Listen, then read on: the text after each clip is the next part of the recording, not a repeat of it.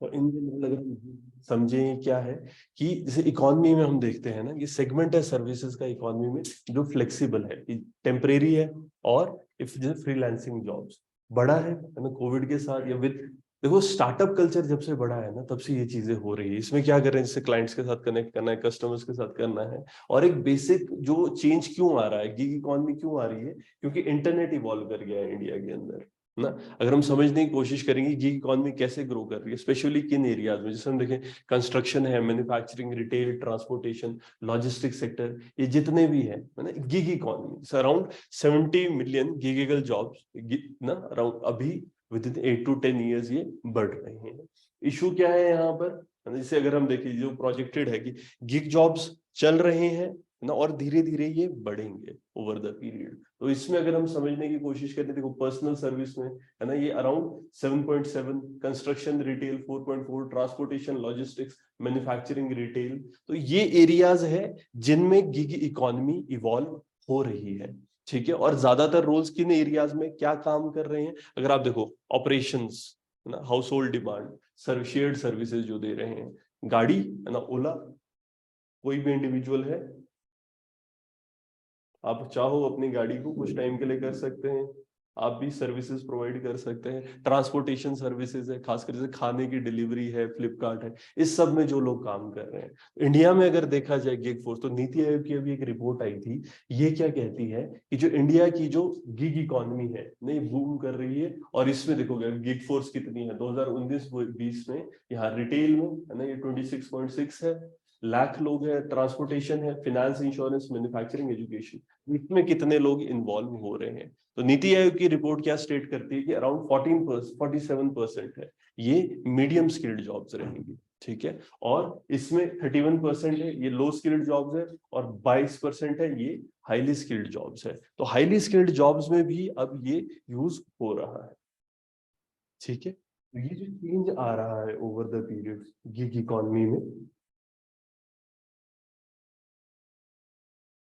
इसमें हम अगर समझने की कोशिश करेंगे गिग इकोनॉमी क्या है ना, गिग इकोनॉमी एक फ्री मार्केट सिस्टम है जिसके अंदर टेम्परेरी पोजीशंस दी जा रही है। जो भी ऑर्गेनाइजेशंस है कॉन्ट्रैक्ट पे काम दे रहे हैं किनको, जो भी इंडिपेंडेंट वर्कर्स है। ठीक है, किस तरीके से, शॉर्ट टर्म असाइनमेंट की तरह, जैसे होता है कि मैं प्रोजेक्ट कर रहा हूँ, तो जो प्रोजेक्ट्स का जो कॉन्सेप्ट आ रहा है। और अभी अगर ये बॉस्टन है ना कंसल्टिंग ग्रुप है, ये क्या कह रहे हैं कि अराउंड 15 मिलियन वर्कर्स हैं जो एम्प्लॉयड है अभी इंडस्ट्रीज के अंदर, जैसे सॉफ्टवेयर है, शेयर्ड सर्विसेज है, प्रोफेशनल सर्विसेज है, इसके अंदर। फर्दर अगर जिस 2019 में रिपोर्ट आई थी इंडियन स्टाफिंग फेडरेशन की, तो ये क्या कहती है कि इंडिया हमारी फिफ्थ लार्जेस्ट आपकी जो फ्लेक्सिंग स्टाफ ग्लोबली कर रहा है। और इससे जैसे हम, हमारे बाद यूएस, ये चाइना, ब्राजील, जापान, और इसके बाद हम लोग हैं। तो कहीं ना कहीं ये क्या शो कर रहा है कि जो हमारी गिग इकोनॉमी है वो बढ़ रही है, एक बहुत बड़े लेवल पे है। तो इसके बारे में कि पोटेंशियल अगर हिंदुस्तान में हम देखें इसका क्या पोटेंशियल है, किन किन एरियाज में काम कर सकता है, तो अराउंड नहीं 56% जो भी हमारी नई एम्प्लॉयमेंट इंडिया में अब जनरेट हो रही है, क्योंकि एम्प्लॉयमेंट जनरेशन एक बड़ा इशू है ना। तो कहाँ से हम बात कर रहे हैं कि गिग इकोनॉमीज है ना, आपकी ब्लू कॉलर और व्हाइट कॉलर वर्कफोर्स इसके अंडर आती है। ठीक है, इसकी अब गिग इकोनॉमी की जब हम बात कर रहे होते हैं स्पेसिफिकली ब्लू कॉलर जॉब्स है, देखो ब्लू कॉलर ये एक डिफरेंशिएशन हमने बना के रखा हुआ है।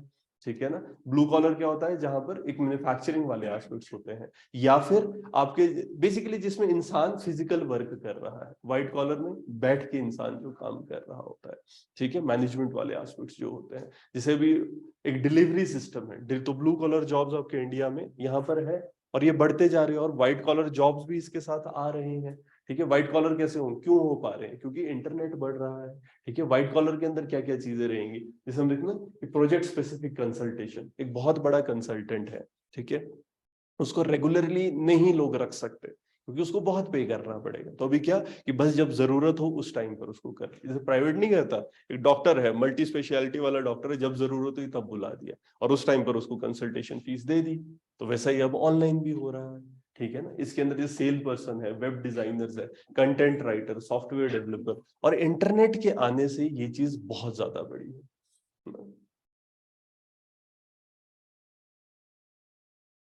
में अगर हम बात करें कि गिग इकोनॉमी के अंदर ना, हमारे अभी जैसे कितना है ना, ये गिग इकोनॉमी हमको 90 मिलियन जॉब्स तक दे सकती है, जो भी नॉन फार्म सेक्टर्स है इंडिया में, और इसका पोटेंशियल कितना हो सकता है, around 1.25% of the GDP. Long term में इतना पैसा इससे आ सकता है। और इंडिया, जैसे हम बात कर रहे होते हैं कि हमारा स्टेटेड गोल क्या है, हम क्या चाहते हैं कि यूएस 5 ट्रिलियन इकोनॉमी 2025 तक बनना है। इसलिए गिग इकोनॉमी इंपॉर्टेंट है। जो हम अभी बात करें, इश्यूज क्या है, जैसे अनएम्प्लॉयमेंट का गैप बहुत ज्यादा है। एक तो इनकम है ना, एक इनकम गैप हम कहते हैं कि एक इंडिविजुअल है जो उसकी क्वालिफिकेशन है, जो काम वो कर सकता है उसके बराबर उसको जॉब नहीं मिल रही है, ठीक है ना, अंडर पेड है लोग। तो एक इनकम गैप या फिर या एक अंडर एम्प्लॉयमेंट हम कहते हैं, एक अनएम्प्लॉयमेंट। अंडर एम्प्लॉयमेंट, उतनी एम्प्लॉयमेंट नहीं मिल रही है जितनी इंडिविजुअल डिजर्व करता है, और एक अनएम्प्लॉयमेंट, इसको भी हम कम करना चाह रहे हैं। तो ये सारे एस्पेक्ट्स हमारे गिग इकोनॉमी के अंदर आ जाएंगे। अगर हम ड्राइवर्स देखें, है ना, क्यों लोग गिग इकोनॉमी की तरफ अट्रैक्ट हो रहे हैं, क्यों इसको अच्छा माना जा रहा है, तो गिग इकोनॉमी सबसे बड़ा फायदा क्या है, फ्लेक्सिबिलिटी। आप कहीं से भी काम कर सकते हैं, ठीक है, लोकेशन फिक्स नहीं हो रही है, इंडिविजुअल कहीं दूर है, एक ही जगह से मल्टीपल जगहों पे काम हो सकता है, ठीक है, या दूसरी बात हम कहें वो अपने घर के कंफर्ट से काम कर सकता है।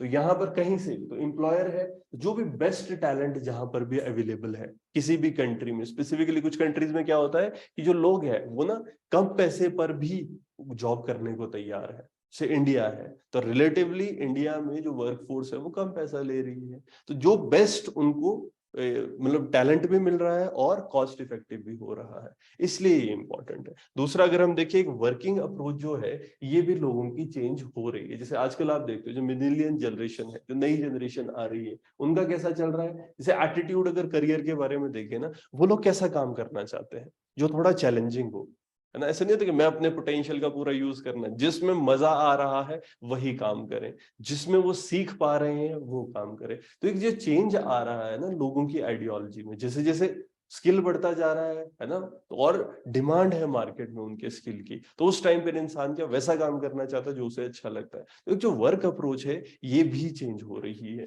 इस वजह से भी ये इस तरह का काम बढ़ रहा है। फिर अगर हम बिजनेस मॉडल्स की बात करें, तो यहाँ पर जैसे ना गिग एम्प्लॉइज है, ये अलग अलग कॉम्पनसेशन मॉडल्स पे काम कर रहे होते हैं, जिसमें जैसे एक फिक्स्ड फी है कि आप कॉन्ट्रैक्ट है ना, कि मैंने इतना काम करके देना है। ऐसा नहीं होता एक प्रोजेक्ट उठाया, इतने पैसे लिए और उसके हिसाब से उतना काम करके देना है। अब टाइम एंड एफर्ट जो भी लग रहा है वो इंडिविजुअल डिसाइड करे कि दिन में वो कितना, वो एक खुद टाइम फिक्स कर रहे हैं, खुद वो अमाउंट ऑफ एफर्ट फिक्स कर रहे हैं और उसके लिए वो रेम्यूनरेशन फिक्स कर रहे हैं। और कहीं ना कहीं बस इसमें क्या रहेगा, डिलीवरी करनी है और उसमें क्वालिटी है, आउटकम वो चीज देना है। तो अलग अलग तरीके के है ना, कहीं ना कहीं जो एक मॉडलिंग जो काम की अब हो रही है वो इंडिविजुअल की चॉइस पे हो रही है। जैसे हम बात कर रहे होते हैं, ये फिक्स्ड फ्री मॉडल्स है, ये सबसे ज्यादा प्रेवलेंट हो रहा है। तो टाइम एंड एफर्ट जो था शुरू में, क्या होता था, इतना टाइम आप बैठोगे, बैठना पड़ेगा, काम करना पड़ेगा। अब क्या है, अब काम करके दो, ठीक है ना, अब घर से भी काम करके दे सकते हो। अब टाइम ऐसा होता है ठेके वाला जो, जैसे हम बात करते हैं, एक बार लिया, अब आपकी मर्जी है आपने कितने टाइम में उठा उसको करना है, डिफरेंशिएशन रहती है ना।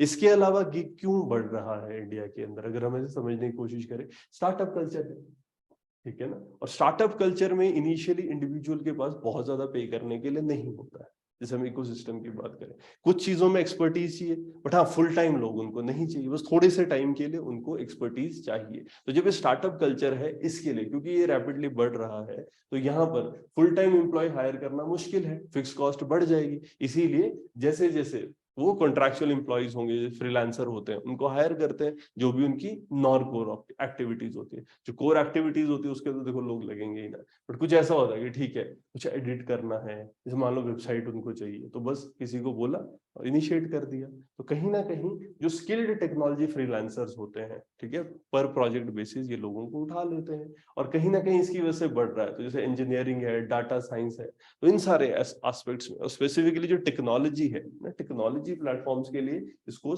यूज किया जा रहा है। अगर हम समझे, इसके अलावा कॉन्ट्रैक्चुअल एम्प्लॉइज की डिमांड बढ़ रही है। क्यों, जैसे एमएनसीज होती है, ये कॉन्ट्रैक्चुअल एम्प्लॉइज को लाइक करती है हायर करना। क्यों, बहुत ज्यादा ऑब्लिगेशन नहीं है, दोनों ही चीज होती है। तो आपको नीश जैसे हम नीश प्रोडक्ट्स की बात करते हैं ना, कि कुछ लोग हैं वो स्पेशली उसी के लिए उनकी स्पेसिफिक नॉलेज होती है, ओवर द पीरियड एक्सपीरियंस है, तो थोड़े से काम के लिए अगर एक इंडिविजुअल चाहिए तो वो फुल टाइम नहीं रख सकता। और दूसरा देखो, अगर आप किसी को फुल टाइम रख रहे हो तो बहुत ज्यादा रेम्यूनरेशन भी देनी पड़ती है ना, तो वो यहाँ पर नहीं रहेगी। तो एमएनसी फ्लेक्सी हायरिंग ऑप्शंस रख रहे हैं स्पेशली नीश प्रोडक्ट्स के लिए। अब मान लो एक प्रोजेक्ट आ गया, उसमें कोई केमिकल इंजीनियर चाहिए, उसी को उसी टाइम पे बुलाएंगे, है ना। कोई नीश प्रोजेक्ट है, उसके लिए कोई डॉक्टर चाहिए जिसकी एक्सपर्टीज है, उस टाइम पे बुला देंगे। तो कहीं ना कहीं इसकी वजह से भी इंडिया के अंदर गिग कल्चर हो रहा है। फिर अगर हम देखिए इश्यूज क्या क्या है, अगर हम चैलेंजेस गिग सेक्टर के देखें, क्योंकि यस बढ़ रहा है, बहुत फायदे हैं, तो फिर हाँ डिस्कस क्यों कर रहे हैं इश्यूज के, है ना। आज क्योंकि अब इश्यूज आने लगे, वो दिखने लगे, क्योंकि ओवर द पीरियड जैसे कोविड हुआ, गिग कल्चर बढ़ा, अब उसके इश्यूज भी सामने आ रहे हैं, जैसे कि एक ना अनरेगुलेटेड है। तो यहाँ पर अगर आप देखो एक तो जॉब सिक्योरिटी नहीं है, ठीक है। इसके अलावा जब कोई इंडिविजुअल जॉब कर रहा होता है उसको कुछ बेनिफिट्स दिए जाते हैं, ठीक है, वो यहाँ पर बेनिफिट्स नहीं मिल रहे हैं। वर्कर्स है ना, इनको सोशल सिक्योरिटी नहीं है, इंश्योरेंस नहीं है, ये इंडिविजुअल को खुद ध्यान रखना पड़ेगा, वरना कौन ध्यान रखता है, कंपनी ध्यान रखती थी, ठीक है। तो कहीं ना कहीं ये चीज चेंज हो रही है। तो कहीं ना कहीं जो इनफॉर्मल लेबर है ये बढ़ती जा रही है, और ये अनरेगुलेटेड है, आप रेगुलेट नहीं कर पा रहे। फिर ये है ना कि एक मोनोपोलाइजेशन किसकी हो रही है, स्ट्रॉन्ग कौन बन रहा है, जो जॉब गिवर है, जो जॉब कर रहा है, उस इंडिविजुअल की एक्सप्लॉयटेशन के चांसेस बढ़ जाते हैं। इसके अलावा अगर हम देखें स्किल्स है ना, स्किल्स की डिमांड बढ़ती जा रही है, वर्कर स्किल्ड इनफ होना जरूरी है, अगर वो नहीं है एक्सट्रीमली टैलेंटेड तो उसकी बार्गेनिंग पावर बहुत लिमिटेड हो जाती है, ठीक है। और यहाँ पर फिर एक्सप्लॉयटेशन बहुत होता है, ऑनलाइन है, ऑप्शंस बहुत हो रही है, तो इंडिविजुअल्स को वही अंडर पे भी हो रहा है। एक रेगुलेटेड सा सिस्टम अभी गवर्नमेंट के अंडर नहीं बन रहा है ना। कंपनीज है, देखो ये ट्रेनिंग के लिए तो कर रही होती है इन्वेस्ट, बट देखो ना ट्रेनिंग के लिए कंपनी किस पे इन्वेस्ट करेगी, जो उसका लॉन्ग टर्म वर्कर है। आप जब किसी पे इन्वेस्ट कर रहे हो तो आप चाहोगे कि आपको रिटर्न्स मिले, बट एक गिग एम्प्लॉय कैसा है ना, आप काम के लिए उठाया उसके बाद छोड़ दिया। तो जो हम बात कर रहे होते हैं ना कि एक इन्वेस्टमेंट जो ट्रेनिंग की रहेगी, है ना, स्किलिंग के लिए, तो यहाँ पर वो इंडिविजुअल को अपनी कॉस्ट पे करनी पड़ती है, कंपनीज इस पे इन्वेस्ट नहीं कर रही, ठीक है। तो ओवरऑल जो हमारी अपस्किलिंग होती है उसमें एक इशू आ रहा है। इसके अलावा फिर डिमांड सप्लाई, इसका एक मिसमैच हमेशा रहता है।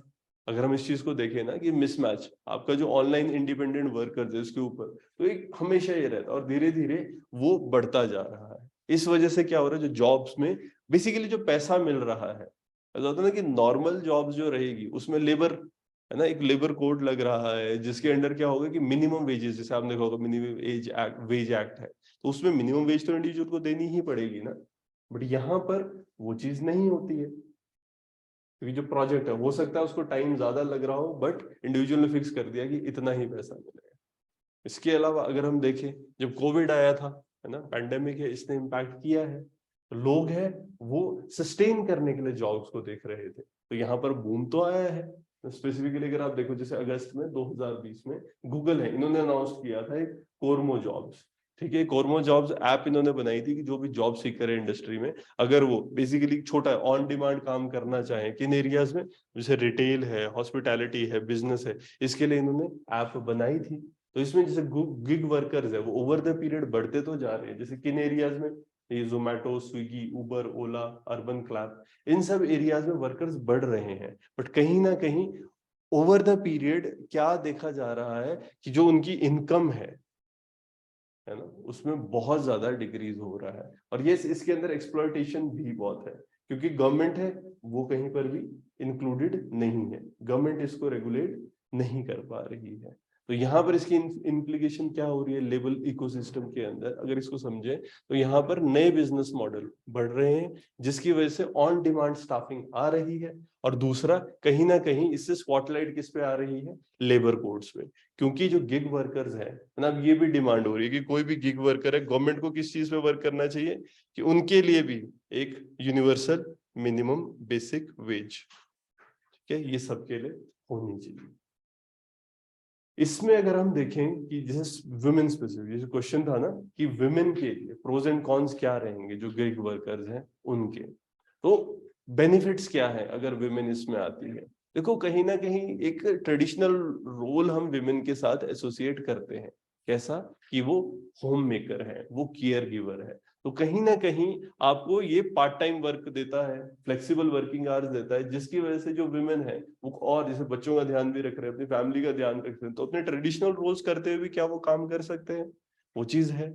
और कहीं ना कहीं एक सेफ वर्क एनवायरनमेंट उनको मिल रहा है।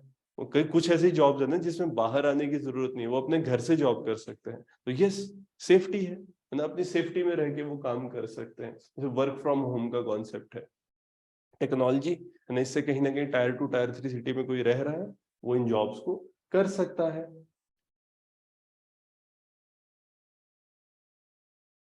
लेकिन अगर हम समझे है ना, इसमें डिमांड ऑन वर्क, ये ऑन डिमांड वर्क दे रहा है। जैसे विमेन है, जब उनके पास टाइम है, जितना वो काम करना चाहते हैं उतना वो कर सकते हैं, ठीक है। तो जब भी उनके पास समय नहीं है वो ड्रॉप आउट करेंगे, अदरवाइज वो काम कर सकते हैं और घर के लिए एक एक्स्ट्रा इनकम मिल रही है, ठीक है। और कहीं ना कहीं हम ये चीज कहते हैं ना कि जब आपकी पास इनकम है तो साथ में आपको डिसीजन मेकिंग भी मिलती है। तो इससे एक बेनिफिट ओवरऑल से कॉन्फिडेंस बिल्डिंग है, विमेन एम्पावरमेंट है, उनके अपने खर्चे करने के जो डिसीजन है, पैसा कहाँ लगेगा, और ओवरऑल घर की है ना, अगर फाइनेंशियल कंडीशन इंप्रूव हो रही है तो हेल्थ इंडेक्सेस है, एजुकेशन है बच्चों की, वो सारी चीजें इंप्रूव कर रही है। तो यस, गिग इकोनॉमी ने विमेन के लिए बेनिफिशियल रही है।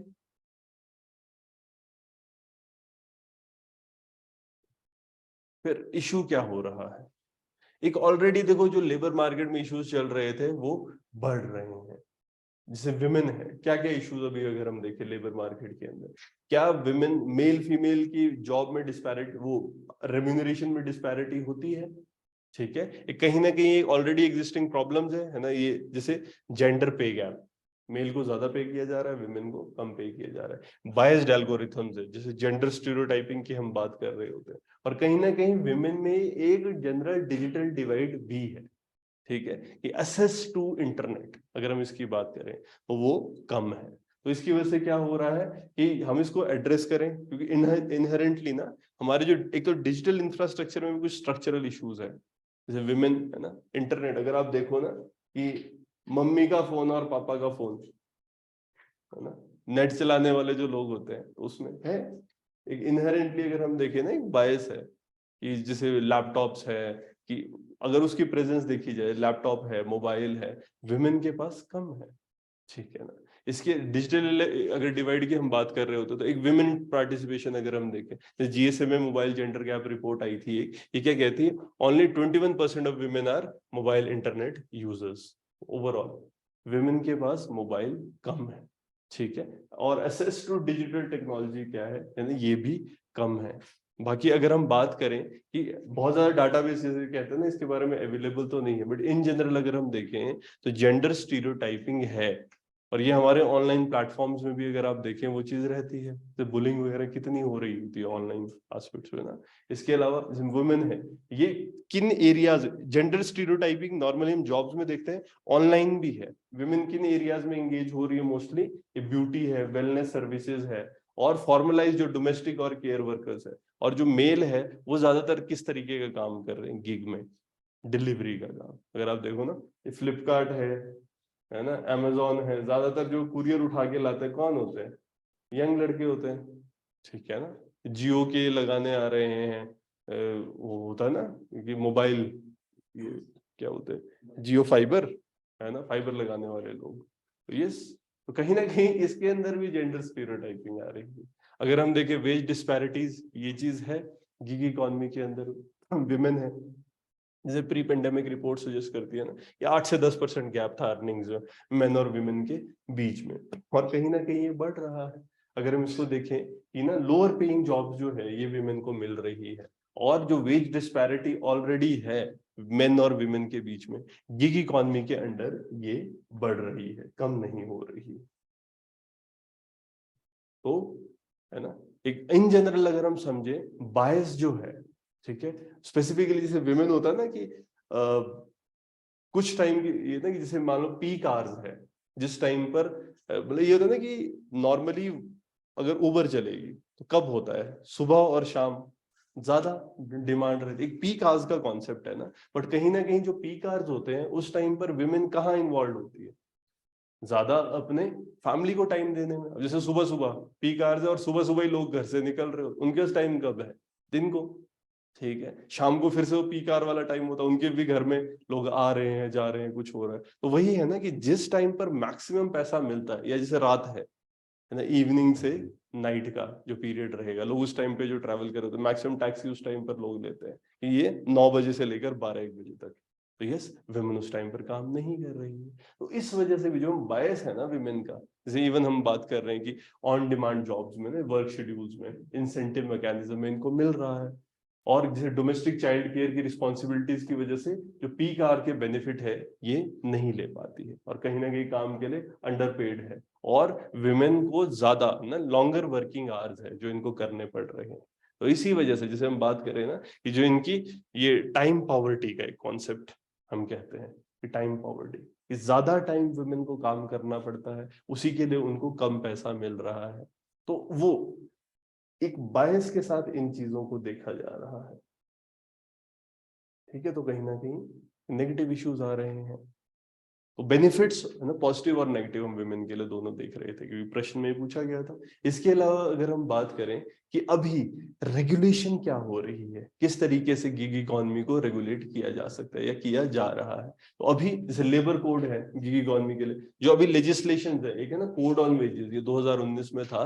तो यहाँ पर क्या बात करता है कि यूनिवर्सल बेसिक इनकम है ना, जो मिनिमम इनकम है वो देनी जरूरी है। तो जितने भी ऑर्गेनाइज्ड है, अनऑर्गेनाइज्ड सेक्टर्स है, तो इसमें इवन गिग वर्कर्स भी इंक्लूड हो रहे हैं, ठीक है ना। इसके अलावा जो हमारा कोड है सोशल सिक्योरिटी पे, नहीं जैसे इंश्योरेंस वगैरह के बारे में बात करते, कोई इंडिविजुअल अगर काम कर रहा है तो उसको एक सोशल सिक्योरिटी मिलनी चाहिए। तो ये कैसे डिफाइन करता है कि जो गिग वर्कर है ये वो लोग हैं जो हु परफॉर्म और participate in work arrangement and earn from such activities. कोई भी जो प्रॉपर, जैसे हम कहते हैं ट्रेडिशनल एम्प्लॉयर एम्प्लॉय रिलेशनशिप है, उसके बाहर जो लोग काम कर रहे हैं उनको इसमें इंक्लूड किया जाता है। तो इनके लिए भी अभी बात हो रही है, जैसे इंश्योरेंस की हम बात कर रहे हैं, तो एक डिमांड हो रही है कि जैसे गिग वर्कर्स हैं उनके लिए होना चाहिए। इश्यूज अभी क्या क्या रहेगा कि जैसे हम सोशल सिक्योरिटी कोड की बात कर रहे हैं, तो अगर कोई फॉर्मल सेक्टर में है तो उनको बेनिफिट्स मिलते हैं। गिग में इश्यूज क्या है कि गारंटीड बेनिफिट्स नहीं है। जैसे हम कहते हैं code on social security bill है, ये क्या बात करता है कि वो उनको मेटर्निटी बेनिफिट्स है, डिसेबिलिटी बेनिफिट्स है, ये मिलनी चाहिए। ओल्ड एज है ना, प्रोटेक्शन है, provident fund, employ injury benefit, ये सब होने चाहिए, ठीक है। बट अभी भी अगर हम इस चीज को देखें ना, गिग में ये इशू चल रहे हैं। एलिजिबिलिटी तो है, बट कहीं ना कहीं हम क्या कह रहे हैं कि देखो सोशल सिक्योरिटी कोड में they are eligible for this, but क्या उनको मिल रहा है, क्या ये बेनिफिट्स गारंटेड है, ये अभी भी क्वेश्चनेबल है। कहीं ना कहीं जो प्रोविजंस रहेंगे है ना कि बेनिफिट उनको मिलना ही चाहिए जैसे टाइम टू टाइम, तो क्या उनको मिल पा रहे हैं, क्योंकि वो ये ना कि थोड़े से टाइम कॉन्ट्रैक्चुअल रहता है तो ये बेनिफिट्स नहीं दे रही है ऑर्गेनाइजेशंस। और जो सेंट्रल गवर्नमेंट है ये फॉर्मुलेट कर सकता है वेलफेयर स्कीम्स जो इनको कवर करे, जैसे वर्क सिक्योरिटी दे, उनको गारंटी दे, बट अभी ये चीजें नहीं इंक्लूडेड इस पे, जैसे गिग और कॉन्ट्रैक्चुअल में ना ये चीज नहीं हो रही है। तो इस वजह से इश्यूज आ रहे हैं। अगर हम बात करें फिक्स्ड रिस्पॉन्सिबिलिटी की बात, जैसे कोड क्या स्टेट करता है कि basic welfare measures joint responsibility central government और जो लोग ना जॉब दे रहे हैं वर्कर्स। लेकिन कहीं ना कहीं अगर हम देखें गिग के अंदर क्या स्टेक है ना, स्टेट कुछ ऐसे है ना स्टेक होल्डर्स कर रहा है सेट जो रिस्पॉन्सिबल होंगे कि जिनकी वजह से ये वेलफेयर बेनिफिट्स मिलेंगे। तो ये स्टेक होल्डर्स अभी भी है ना वेल सेटल्ड नहीं है कि कौन होंगे, कौन बेनिफिट्स देंगे। इस वजह से वेलफेयर एस्पेक्ट जो है वो कहीं ना कहीं एक बैकफुट पे जा रहा है। अगर हम जैसे गिग इकोनॉमी की बात करें, जैसे लेबरर्स है, क्या क्या इशू है इन जनरल अगर समझने की कोशिश करें, कम वेजेस मिल रही है, प्रोटेक्शन नहीं है, टिप्स कम है, और लंबे टाइम के लिए इनको काम करना पड़ रहा है क्योंकि इंक्लूडेड है। अगर हम ऐसे समझे स्मॉल प्रोड्यूसर्स जो रहेंगे उनके साथ क्या है, प्रॉफिट्स बनाना मुश्किल हो रहा है ना। यहाँ पर टेक्निकल प्लेटफॉर्म्स है, इनको यूज करना जरूरी हो गया है अब। और loss of control of business है ना, टेक्नोलॉजी के लिए उनको रॉयल्टीज देनी पड़ती है, ओवरऑल उनकी कॉस्ट ऑफ जो ऑपरेशन है वो बढ़ रहा है। फूड सिस्टम में आप देखें तो रेस्टोरेंट्स हैं कहीं ना कहीं बैकफुट पे जा रहे हैं। अब ऐसा ना टेक अवे ही बन गए हैं, आप उस ऑनलाइन ऑर्डर करो जोमेटो पे, उन्होंने बस एक किचन बनाया है, वहां से अच्छा खाना प्रोवाइड कर रहे हैं। ठीक है, तो यहाँ पर लोग है ना, ऐसा कहते हैं एलियनेशन हो रहा है फूड से लोगों का। आपका फूड सेफ्टी के रिस्क हैं, तो छोटी छोटी जगहों पर कुछ बन रहा है तो फूड सेफ्टी इश्यूज आ रहे हैं। और जो फूड सर्विसेज है वर्कर की, तो इनको कम पैसा मिलता है। इंडस्ट्री की अगर हम बात करते हैं तो यहाँ पर ना कि टेक प्लेटफॉर्म्स है, ऐसा कहा जा रहा है कि ये कोलोनाइज कर रहे हैं टेक प्लेटफॉर्म्स हमारे सारे एरियाज को। कॉर्पोरेट है यानी इसका कंसोलिडेशन हो रहा है और कहीं ना कहीं कंसंट्रेशन ऑफ वेल्थ हो रहा है। जो इन्वेस्टर्स है जो पैसा लगा रहे हैं उन लोगों के हाथ में पैसा ज्यादा आ रहा है। अगर हम कंज्यूमर के साइड से देखें है ना, कन्वीनियंसेस बढ़ रहे हैं बट ये lower quality goods and services मिल रहा है और चीप प्रोडक्ट्स और सर्विसेज मिल तो रहे हैं, बट वही एक क्वालिटी कहीं ना कहीं इसमें इशू आ रहा है। अगर हम समझे है ना कि कैसे गिग वर्कर्स हैं इनकी कंडीशंस इंप्रूव की जा सकती है, तो सबसे पहला एम्पावरमेंट की जरूरत है। कैसे एम्पावर कर सकते हैं, क्या करें? एक अम्ब्रेला ऑर्गेनाइजेशन बना के, अगर हम इनकी एक अम्ब्रेला ऑर्गेनाइजेशन बना देते हैं, उससे क्या होगा, एक कलेक्टिव बार्गेनिंग पावर इनको मिल जाएगी। अभी ये दिक्कत है कि ये बार्गेन नहीं कर पाते क्योंकि कोई ऑर्गेनाइजेशन नहीं है। इंडिविजुअल कैसे काम कर रहे हैं, अलग अलग काम कर रहे हैं। इसके अलावा फॉर्मल रिकग्निशन अगर हम इंफॉर्मेशन सिमेट्री की रखें, जैसे कि एक ना प्लेटफॉर्म था, एक बेटर फुटिंग उसकी बना दी, और इंडिविजुअल कौन कौन है एक प्रॉपरली अगर हम इंफॉर्मेशन रखें, और उसमें भी ना जैसे वेजेस वगैरह भी होती है उसको भी सेट करें। सुनिए तो कि इंटरनेशनल लेवल पे ये रेट्स है या नेशनल लेवल पे ये रेट्स है कि इससे मिनिमम कोई नहीं जाएगा। इसके अलावा एक मैंडेटरी कवरेज जो प्लेटफॉर्म वर्कर्स की रहे। क्यों, अभी हम क्या बात करें कि सोशल सिक्योरिटी के नाम पे इनको कुछ नहीं मिल रहा है, तो एक अगर हम करें ना कि मैंडेटरी इनको कवर मिलना जरूरी है। क्या कर सकते हैं हम, ये चीज रेगुलेट कर सकते हैं कि उनको कुछ बेनिफिट्स मिलने चाहिए, सोशल सिक्योरिटी। ठीक है ना, बट हाँ कहीं ना जैसे हम अभी तक क्या कह रहे हैं, बहुत इल डिफाइंड है, कोई रेगुलेटरी मैकेनिज्म प्रॉपर नहीं बना हुआ है, उस पर काम करने की जरूरत है। और प्रॉपर कि सबको, अगर वो गिग इकोनॉमी में काम कर रहे हैं तो जैसे होता नहीं कि अगर कोई इंसान आपके पास काम कर रहा है, उसका कुछ ना कुछ उसने मैंडेटरी इंश्योरेंस ली हुई हो, मैंडेटरी कवर लिया हो, और उसका जैसे कुछ परसेंट जो दे रहे हैं वो उसके लिए भी एक्स्ट्रा थोड़ा पैसा रखा जाए कुछ एस्पेक्ट्स के लिए। इसके अलावा जैसे मैंडेटरी कवरेज प्लेटफॉर्म वर्कर्स की ये सेंट्रली स्पॉन्सर्ड स्कीम के अंदर होनी चाहिए, जैसे जन आरोग्य योजना, प्रधानमंत्री जीवन ज्योति बीमा योजना, प्रधानमंत्री सुरक्षा बीमा योजना, इससे कहीं ना कहीं इंश्योरेंस हो जाएगी। ठीक है, तो बेनिफिट्स तो बड़ी कंपलसरी होनी चाहिए। इसके अलावा ये फैसिलिटेट कर सकते जैसे एग्रीगेटर्स है, वो प्रोटेक्शन दे गिग वर्कर को, जैसे विमेन है जो वल्नरेबल है इन प्लेटफॉर्म्स पे, और प्रोटेक्शन के लिए गवर्नमेंट भी कुछ एक सिस्टम बनाए, क्योंकि हम यही बात करें जैसे विमेन है उनके लिए, उनको कुछ इश्यूज फेस करते हैं, तो इसके लिए हाँ लॉज भी बनानी पड़ेगी, और बेनिफिट्स के लिए कुछ गवर्नमेंट को स्टेप्स लेने पड़ेंगे। यहाँ पर कहीं ना कहीं हमको एक फिजिकल और सोशल इंफ्रास्ट्रक्चर बनाने की भी जरूरत है। किस चीज के लिए, जैसे हम विमेन के इश्यूज की बात कर रहे थे ना, जैसे विमेन है उनको अगर इंगेज करना है हमने गिग वर्कर्स में, तो एक अलग से फिजिकल और सोशल इंफ्रास्ट्रक्चर बनाना, और जो सोशल नॉर्म्स है यहाँ पर, जो हम इन जनरल बात क्या कह रहे थे, इशू क्या आ रहा है कि एक डिस्पैरिटी है ना मेन और विमेन की सैलरी में, वेजेस में, तो इसके लिए हम थोड़ा सा काम कर सकते हैं। तो अंडर पेड केयर है, डोमेस्टिक वर्क है, और एक पब्लिक केयर इंफ्रास्ट्रक्चर ये फैसिलिटेट करे ताकि जो विमेन है वो इंक्लूड की जा सके गिग वर्कर के अंदर, गिग वर्क में। फर्दर थोड़ा ना, जैसे ये टर्मिनोलॉजीज होती है जैसे प्री में भी यूज करते हैं इन जनरल ना, जैसे ब्लू कॉलर जॉब्स है, तो ये देख लेते हैं। तो गिग वर्कर एक बार हम समझ गए, इसमें ब्लू कॉलर जॉब्स कौन कौन सी होती हैं, जो लोग मैनुअल लेबर करते हैं ना, फिजिकल लेबर करते हैं बेसिकली, जैसे ना ब्लू पसीना आने वाले काम, तो उसको हम ब्लू कॉलर जॉब कहते हैं, और आर्मी वेजेस इनको मिल रहे होते हैं। व्हाइट कॉलर जॉब ना, ब्लू में था जैसे बाहर, जैसे इंजीनियर्स वगैरह भी होते हैं ब्लू कॉलर्स में इंक्लूडेड होते हैं, जो फिजिकल वर्क कर रहे होते हैं। व्हाइट कॉलर में है सैलरीड प्रोफेशनल्स है, तो यहाँ पर जनरल ऑफिस में जो काम कर रहे हैं, मैनेजमेंट में जो काम कर रहे हैं, एसी में काम करने वाले लोग जिनको पसीना नहीं आएगा, वो व्हाइट कॉलर पहन सकते हैं। ठीक है ना, तो इस तरीके से। और फिर कुछ गोल्ड कॉलर जो वर्कर्स हैं, गोल्ड कॉलर जो होते हैं वो हाई एंड बहुत ज्यादा स्किल्ड लोग होते हैं, उनको इंक्लूड किया जाता है। जो वैल्यूएबल होते हैं कंपनीज को, जैसे लॉयर्स है, डॉक्टर्स है, रिसर्च साइंटिस्ट है, जो हाई एंड लोग हैं जिनको बहुत ज्यादा पे किया जाता है, वो गोल्ड कॉलर, ठीक है, या गोल्ड लगा के घूमने वाले लोग हैं, ठीक, इन जनरल इसको ना ऐसे रेफर किया जाता है गोल्ड कॉलर जॉब्स।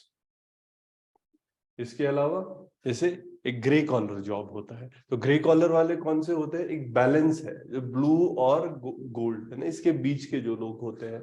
तो और स्पेसिफिकली ना अगर ऐसे रेफरेंस एग्जैक्ट करी जाए तो ग्रे कॉलर उनके लिए होता है जैसे रिटायर्ड नहीं होते, कोई एज रिटायरमेंट के बाद जो लोग काम कर रहे होते हैं उनको इंक्लूड किया जाता है। तो इसमें जो मिक्स ऑफ पीपल है, जैसे fire fighter, police officers, health care professional, security guards है, इनको इंक्लूड किया जाता है, ठीक है। तो दोनों एस्पेक्ट है, एक है कि हम दोनों का मिक्स, या फिर एक कि जो बियॉन्ड रिटायरमेंट एज भी काम कर रहे हैं। ग्रीन कॉलर तो जॉब्स है जो इन्वायरमेंट की प्रोटेक्शन के लिए काम कर रहे हैं, इन्वायरमेंटल सेक्टर में काम कर रहे होते हैं, ठीक है, इनको ग्रीन कॉलर जॉब्स कहते हैं। तो ऑल्टरनेट जैसे सोलर पैनल्स बनाने का काम है, green peas, world wide fund, ठीक है, ऐसे एरियाज में काम कर रहे हैं जो प्रोटेक्शन है, जो प्रोटेक्ट कर रहा है, तो उनको हम ग्रीन कॉलर जॉब्स के अंदर इंक्लूड करते हैं।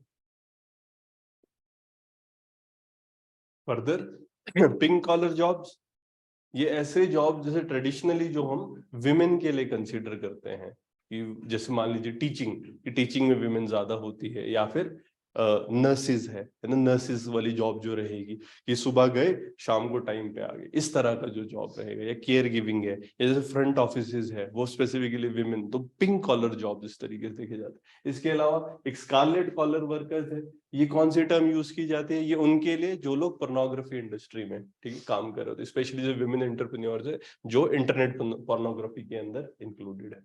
फर्दर रेड कॉलर वर्कर्स है, गवर्नमेंट एम्प्लॉय जितने भी होंगे उनको हम रेड कॉलर कहते हैं। और open collar workers, open collar workers कौन है, जो घर में बैठ के वर्क फ्रॉम होम कर रहे हैं, कॉलर ही नहीं लगाए हुए, अपने टी शर्ट में आराम से घर में बैठे हुए।